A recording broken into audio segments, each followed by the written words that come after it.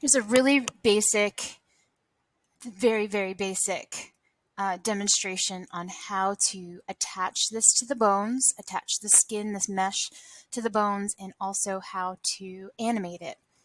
So I am interested in, first of all, hiding the armature, and I want to select all of her parts except for that light in the background. So I'm going to select these independently. I'm holding my shift key down to select all of the parts.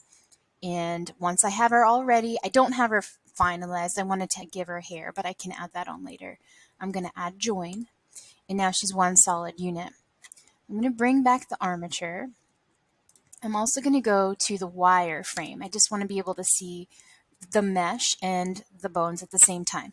So when you're parenting an object, the second thing that's selected is the controlling device. That's the parent. That's the one that's trying to control something else. So if I need to click on the mesh first because the bone needs to be able to control the face, the head. So now I'm going to hold my shift key down and select the bone. So both of them are selected. The bone was selected second.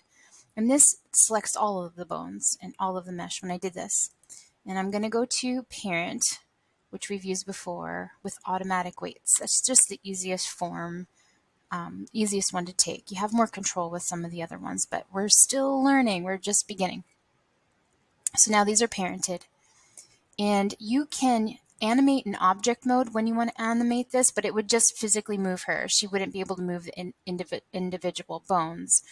But I'm interested in moving some of just the bones. I'm going to move her face to make her look left or right, and I'm going to kind of make her wave. So to make her animated, you have to go to pose mode. So without animating right now, just to give you an idea, if I select this bone, I can move it, and the arm and the bone is attached to the mesh that I made, the cylinder. So to animate this, I want to select all of the bones, and when I click and drag, it's only selecting the bones. And I'm going to go to Insert Keyframe and Location and Rotation, which sets everything for all of the bones. So now I want to move this out to about the second mark at the 30. And I'm going to click on just this bone, and I want to make this bone start to wave. And just like anything else, insert a keyframe, change the location and rotation. And now I have that bone animating. I'm just going to keep animating that bone.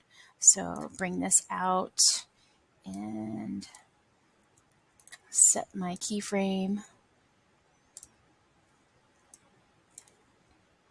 When we wave, we don't usually just do one cycle through, so I'm giving her a little bit of time to wave.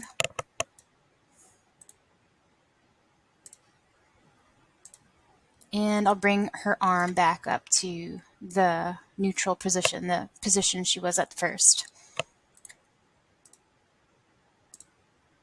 So if I play it, I now have this student, this girl, waving. But I also want to make her head rotate, which is a different bone. So if I click on this bone, I set all of the bones at the beginning.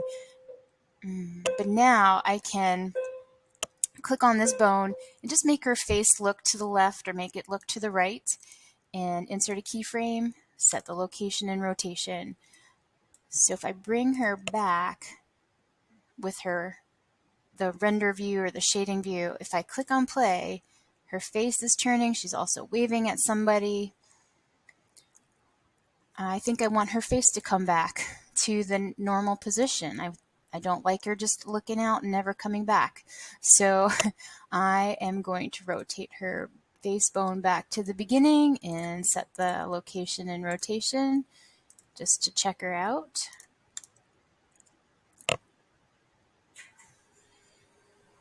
I rotated her too far. So I want to fix that definitely and go back to this keyframe and reset that. Maybe delete it. And